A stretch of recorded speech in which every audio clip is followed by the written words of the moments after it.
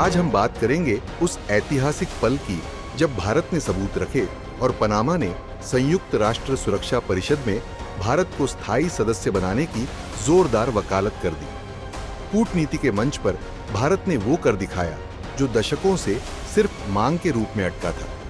इस बार बात सिर्फ अपील की नहीं, एक्शन की है, और ये एक्शन लिया गया ऑपरेशन सिंदूर के तहत। भारत ने हाल ही में एक ओवल पार्टी प्रतिनिधिमंडल दुनिया के कई देशों में भेजा, जिसका उद्देश्य था पाकिस्तान द्वारा आतंकियों को समर्थन देने के पुख्ता सबूत दिखाना और वैश्विक जनमत तैयार करना कि भारत को अब यूएनएससी में स्थायी सीट मिलनी चाहिए। इस डेलीगेशन का नेतृत्व कर रहे थे कांग्रेस सांसद शशि थरूर, जो खुद संयुक्त राष्ट्र में एक अहम पद संभाल चुके हैं।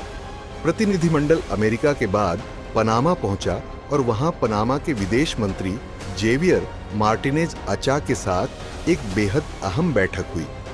इस मीटिंग में जो हुआ उसने दुनिया भर के रणनीतिकारों को चौंका दिया।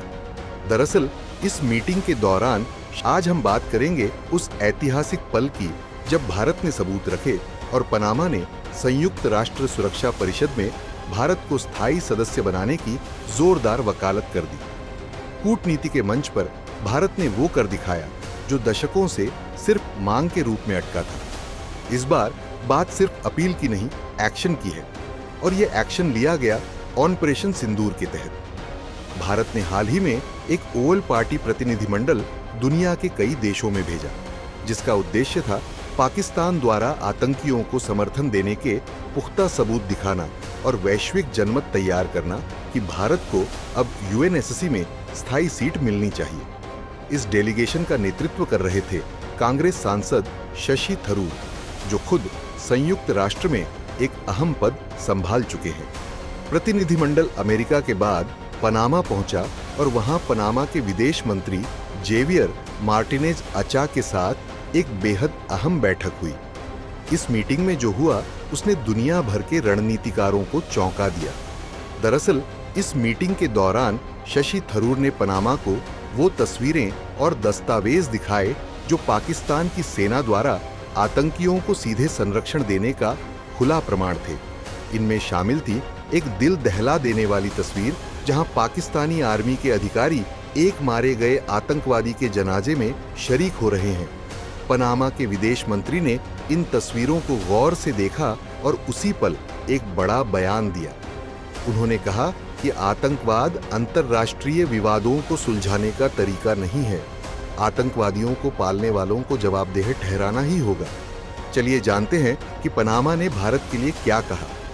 बिना किसी देरी के पनामा ने न सिर्फ भारत के ऑपरेशन सिंदूर की तारीफ की, बल्कि सार्वजनिक मंच पर कहा कि भारत संयुक्त राष्ट्र सुरक्षा परिषद में स्थायी सीट का हकदार है और हम ये पहली बार नहीं कह रहे, आगे भी कहते रहेंगे।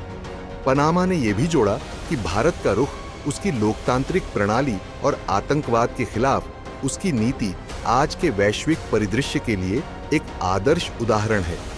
आपको याद होगा कि हाल ही में जम्मू कश्मीर के पहलगाम में एक क्रूर आतंकी हमला हुआ था, जिसमें 26 निर्दोष लोग मारे गए थे। पनामा ने इस हमले की भी खुलेआम निंदा की। पनामा के विदेश मंत्री ने कहा कि हम किसी भी देश को बर्दाश्त नहीं करेंगे जो आतंकवादियों को सुरक्षित पनाह देता है। हम भारत के साथ हैं और आतंकवाद के खिलाफ एकजुट रहेंगे। यहीं से सबसे बड़ी बात निकलकर सामने आती है, वीटो पावर की।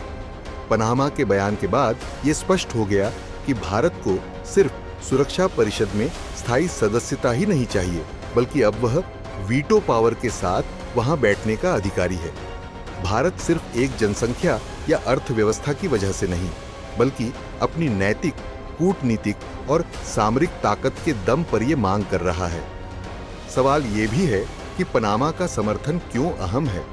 दरअसल आप सोच सकते हैं, पनामा तो एक छोटा देश है, इसका समर्थन कितना मायने रखता है। दरअसल संयुक्त राष्ट्र में हर देश का एक वोट बराबर होता है, और जब छोटे छोटे देश भारत के समर्थन में खुलकर खड़े होते हैं तो इसका मतलब है कि भारत की नीति अब वैश्विक जनमत बन चुकी है। पनामा लैटिन अमेरिका में एक रणनीतिक गेटवे है, अटलांटिक और पैसिफिक को जोड़ने वाला देश जिसकी भौगोलिक स्थिति और अमेरिका से संबंध भी अहम है। ऐसे देश का भारत के पक्ष में बोलना एक बड़ा कूटनीतिक लाभ है। बैठक के बाद थरूर ने एक प्रेस ब्रीफिंग में कहा कि हमें उन लोगों के पीछे जाना होगा जो आतंकवादियों को पनाह देते हैं, उन्हें फंड करते हैं, हथियार देते हैं, और हमें यह सुनिश्चित करना होगा कि ऐसे देश अंतर्राष्ट्रीय मंच पर जिम्मेदार ठहराए जाएं।